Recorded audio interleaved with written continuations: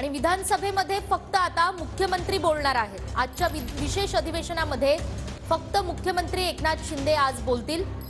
मराठा आरक्षणाबाबत मुख्यमंत्री एकनाथ शिंदे आज बोलणार आहेत।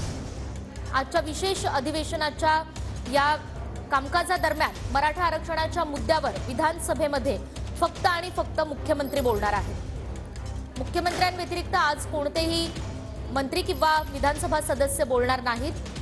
आज केवळ मुख्यमंत्री बोलणार आहेत। मराठा आरक्षणाच्या मुद्द्यावर मुख्यमंत्र्यांकडून कोणते मुद्दे मांडले जातात ते बघणं महत्त्वाचं असेल। ही महत्त्वाची बातमी आपण पाहतोय।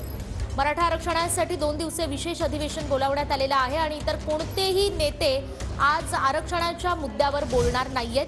केवळ आज मुख्यमंत्री एकनाथ शिंदे हे मराठा आरक्षणाच्या मुद्द्यावर बोलतील। तर इतर कोणतेही नेते हे आरक्षणाच्या मुद्द्यावर बोलणार नाहीयेत। मुख्यमंत्री एकनाथ शिंदे आज केवळ बोलतील। मुख्यमंत्री एकनाथ शिंदे हे कोणते मुद्दे उपस्थित करतात ते बघणं महत्त्वाचं असणार आहे। इतर कोणतेही मंत्री किंवा विधानसभा सदस्य आज आरक्षणाच्या मुद्द्यावर बोलणार नाहीयेत। केवळ मुख्यमंत्री एकनाथ शिंदे आज आरक्षणाच्या मुद्द्यावर बोलतील।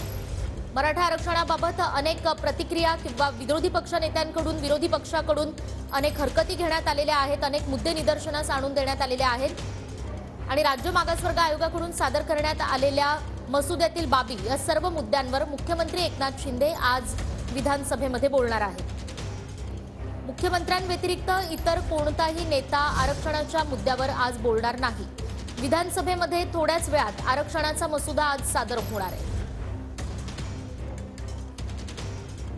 इतर कोणताही नेता आरक्षणाच्या मुद्द्यावर आज बोलणार नाहीये। सत्ताधाऱ्यांची विनंती विरोधी पक्षातील नेत्यांकडून मान्य करण्यात आलेली आहे।